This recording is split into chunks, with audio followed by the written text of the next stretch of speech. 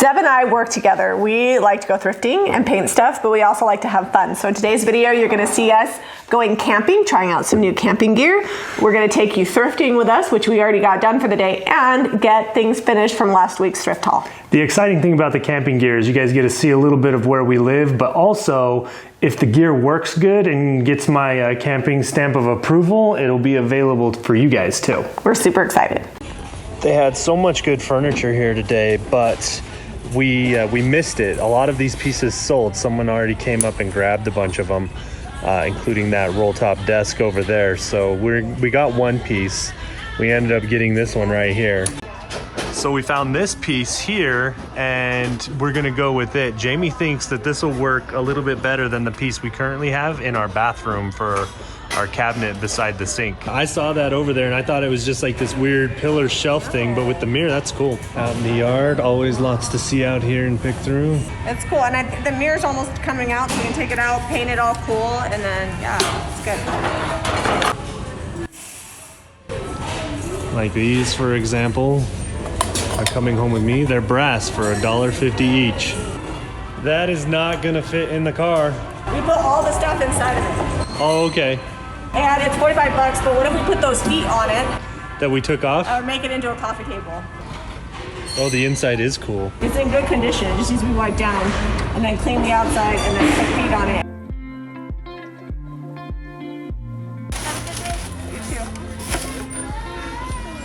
So most of the small things are in the trunk, but I think it's safe to say that we've pretty much reached our capacity.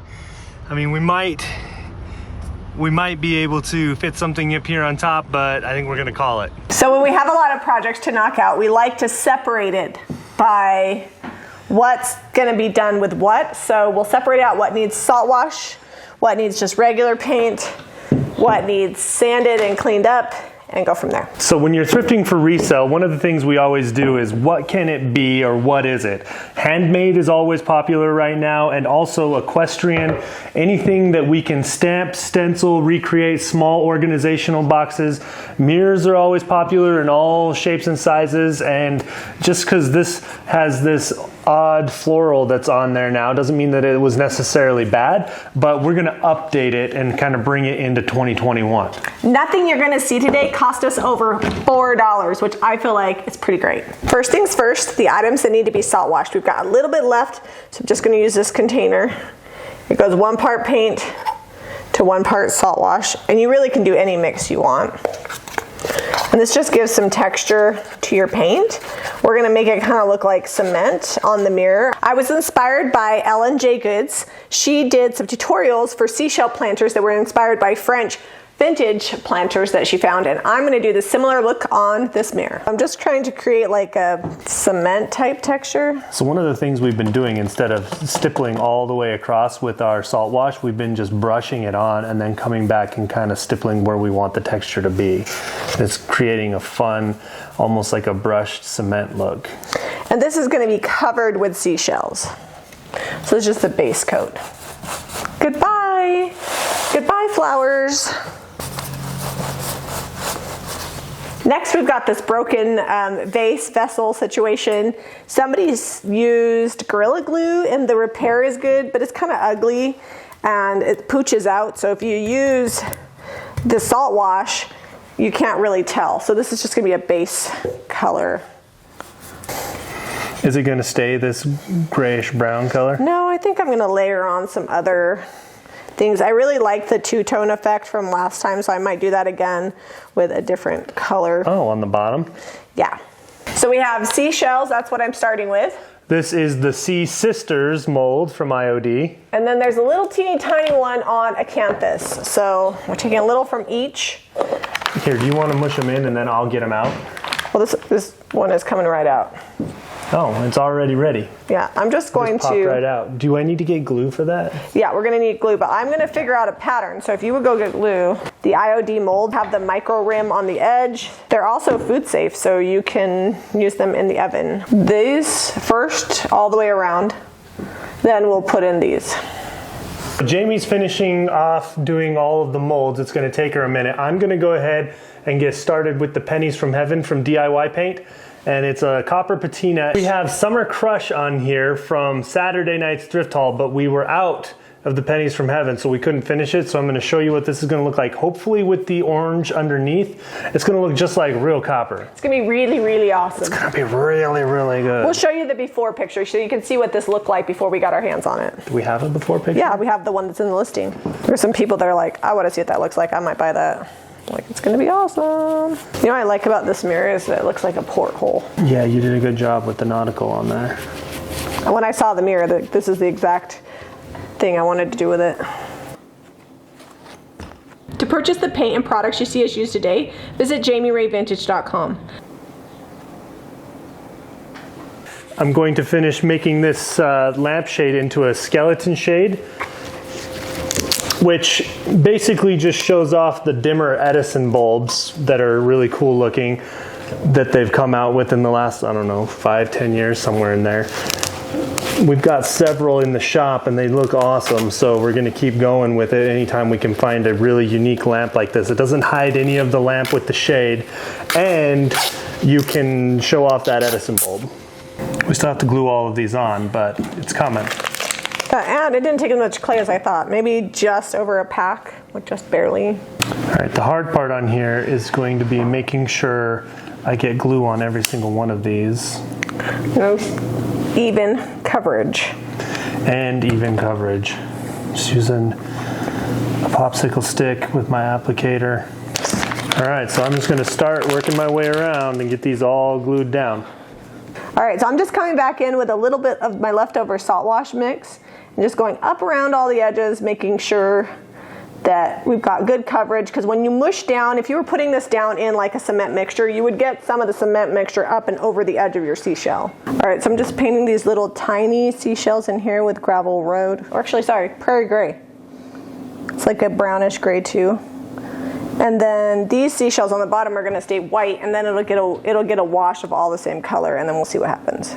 We've got these two pieces, this clock here, which is great. We're gonna leave the brass pieces as much as we can. Might have to wet distress. I'm not gonna pull it all the way apart. I'll just wipe the paint off before it's completely dry and cured. And then we've got this little jewelry box, and it's got this metal on the front, but it's starting to peel off and it's making the drawers so that they don't close. So I'm going to just take that off. It's pretty thin. It's got a couple little nails in it, but I think it should just pop right off of here. Take the knob off. Since we're painting it anyway, not a big deal. I'm thinking I might just lightly two-tone the drawers so that they have a little bit of contrast. On this, I'm going to be using beadboard, prairie gray, and salty kiss. I had to add the salty kiss because the prairie gray and the beadboard was going to be slightly drab, and I just have to paint the front of these.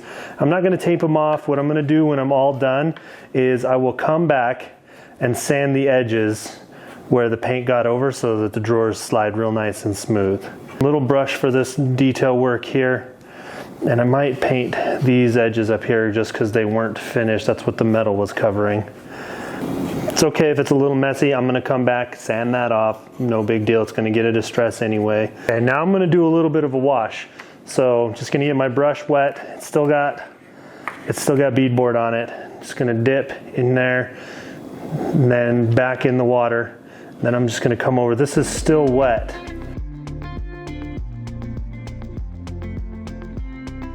Now I'm gonna come back with the prairie gray, dip that too. Might come back over it when it's all done with the white. I just wanted hints of the green with the white to kind of mute it down. I didn't want it to be kind of full force salty kiss. And worst case scenario, I'm just kind of playing right now.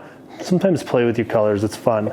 But worst case scenario, I'm going to come back through when this is all done and paint it all white. Okay, this is the base of that. I'm just gonna go straight beadboard on it.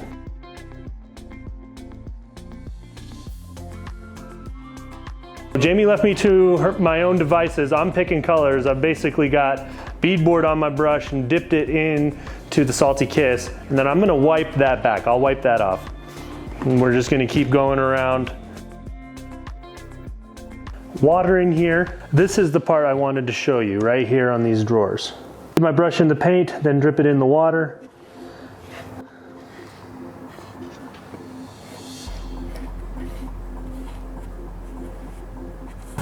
Okay, it's just on there real nice and thin. Same with this one. You can see it kind of wanting to run all over the place. We'll clean that up when we're done. Paint, water, brush it on. And that initial coat, I'm just slapping it on there. Then I'm gonna come back through and kind of make it look like it's a little more uniform, going all the same direction. You're gonna get drips. That's okay. Old paint jobs, every single one I've ever seen, without exception, has drips.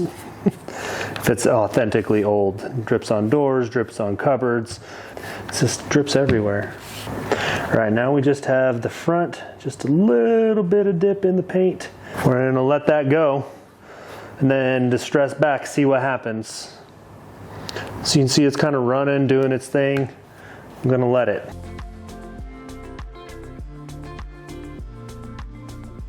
Weathered wood has been the go-to the last few weeks. It's one of our most favorite. It's been selling really well because a lot of wood earth tones are coming back. And this has got like a good rich brownish gray tone to it.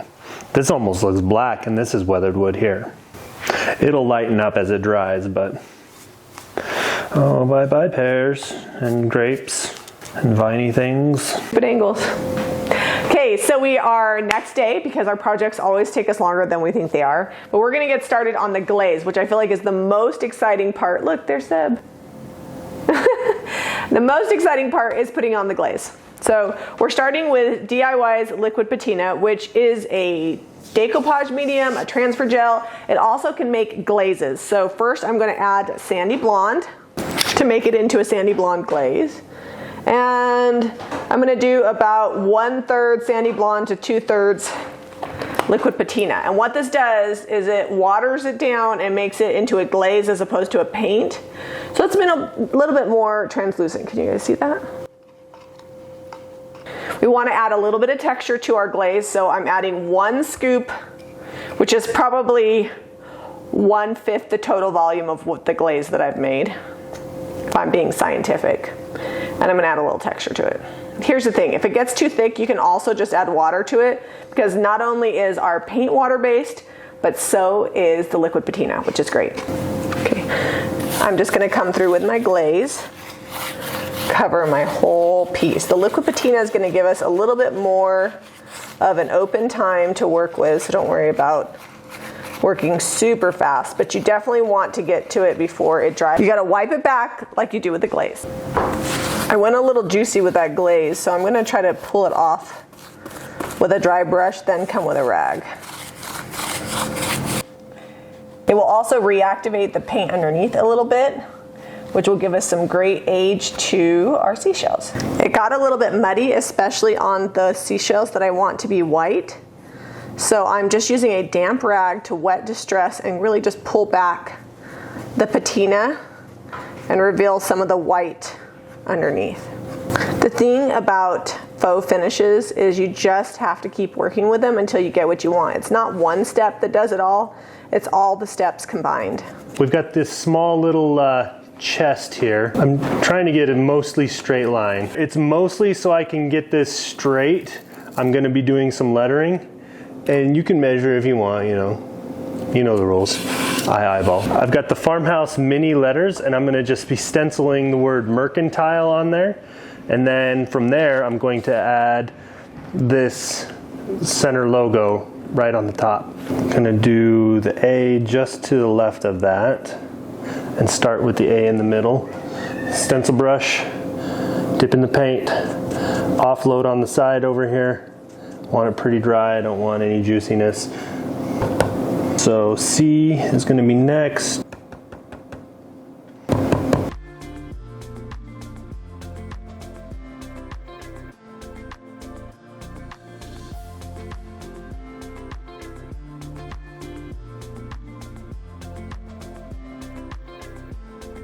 Got that all done up, now we'll let that dry and then we'll sand it all.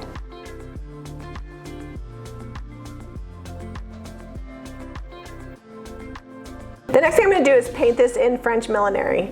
I like to use a flat brush, oops, and also I paint on the top. I like to use a flat brush so I can get a semi-straight line. It doesn't have to be perfect.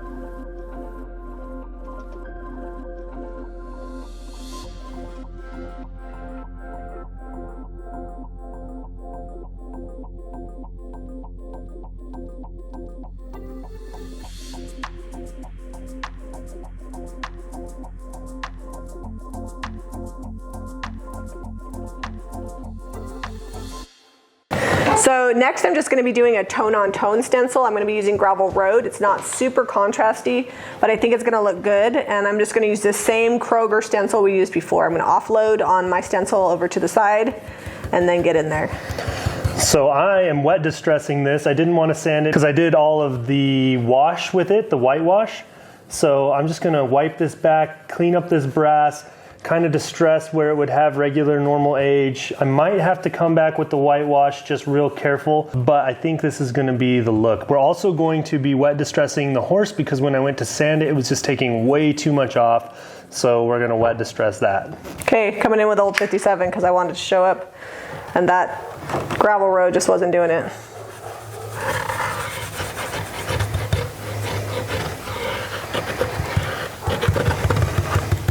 This is going to get white wax, so it won't be as bright. All right, let's see if that shows up better. It totally does, and I got some mess from the stencil below. No, looks good. I like it. Okay, wet distress on the horse. We'll see, a lot of this might just come off. I'm gonna go with a heavy distress. I've decided it was pretty shiny to start. Once we get the wax on there, it'll seal it in there real nice. It might get a little more wear on the edges where it actually gets touched, but it's gonna be good. Did we know we had like some sort of blue under here? Did you do that? I did all kinds of blue and green on there, and then I whitewashed it. Oh. And I have some gray in there too, some weathered wood. You can't really see the blue. You'll have to watch the video. I wanted it to be really muted. I was taking the girls to cheer. All right. So we've got all natural hemp oil. It is food safe, bio-certified through Sweet Pickins Milk Paint, and gonna just get that right here. We use a paper towel to apply it a lot of times. Rag works. Are you gonna sand this? Yeah, that's why I brought those pads. Do you want to do that, Willie? Do you want me to attempt a sanding? Yeah. Okay. So these are just 220. They're foam. They wear pretty quickly, but the more wear they get, they kind of do an even more subtle distress. And I feel like they work really well on like cylindrical surfaces. I'm just using clear wax on this too. A little splotchy, but once it dries, it'll be fine. So now I'm going to be distressing this. Just going to go over it and make it look worn, and I'm okay if some of that light gray comes through because I think it looks great. Most of your advertising, when you see it on the side of jars or pictures, is on the side. So we're going to just do this little trademark part of this stencil right up here. I'm going to try to show you while I do this, but it might get a little crazy rolling this around. So really offload, you don't want to go too juicy on something like this. On something like this, where some of the edges are lifted because it's going around the surface, I'm just gonna pounce it. We might just stress that. Oh, that looks good. Okay, let me put that in the sun to dry, and then we'll distress it, and this will be ready for wax. Time to white wax all the things. This piece is going to get a lot of white wax, so I'm using a big wax brush to get it on. And I will wipe it back. I'm in assembly, I'm waiting. Okay, it's going to take me a minute to get it all done. Just want to make sure I get down in all the cracks because that's where it's going to wind up staying. Since it's already got a sealer underneath with the Pennies from Heaven patina on here, I'm just going to wipe this back. We don't need to worry about it. We're just bringing back the details of the flowers and letting the white wax sit down in the crevices. And this I want like a heavy white wax, so I'm not going to worry about sealing it first. One of the things to keep in mind, like when you put wax on a piece that's super slick, you might reactivate the paint and pull off more paint with it. That is a lot of times why we use the salt wash. So you'll notice as I'm wiping this back, a little bit of paint is coming with it. That's fine.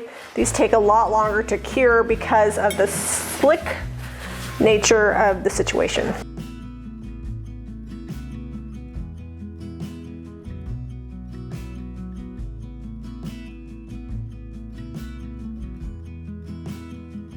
So I wiped most of the excess off. Now I'm just gonna come back with the wax brush mostly dry and kind of blend in those edges where wiping it back kind of made it darker and really got rid of a lot of the white wax. You can see it's making it a lot softer. I like to use stencil brushes when I'm applying wax, especially on these detailed areas, because you can really just get them down in the nooks and crannies. They're perfect for waxing home decor where you don't necessarily need or want a larger brush. So because this has already had glaze on it, I don't need to clear wax it first because it's already got like a layer protecting that porous paint. So we're just gonna get this all over. So Zeb's gonna apply some clear wax, which inevitably will have some white wax because I always have white wax on my brushes. And I'm just gonna come back and pull back some of the white on mine. My paper towel, slightly damp. So it will pull back and wet distress all at the same time. Okay, so the magic is in the wee baby stencil brush. So I wanna just come highlight and bring out the edges of my seashells. So instead of using like a blender or whatever, I'm just using the wax to help shade it. It's not going to be a huge difference, but it's definitely going to make this stand out and look aged. So just coming around the edges where it would naturally wear. Then I'm going to come back, pull it back a little. Now we've got perfectly aged old French seashells. 8 projects down. I feel like we need to start doing like 4 projects. Well, this mirror took a little bit of time, like all the things, but this week I feel like this mirror is my favorite. It is, it's good. If you want to use the paint and products that we use today on your thrift store finds, be sure to go to jamirayvintage.com. A few of these items haven't sold yet, so I'll upload the updated pictures to jrvhome.com and we'll drop the links to everything in the description box. Be sure to give this video a thumbs up and subscribe to Jami Ray Vintage for more DIY.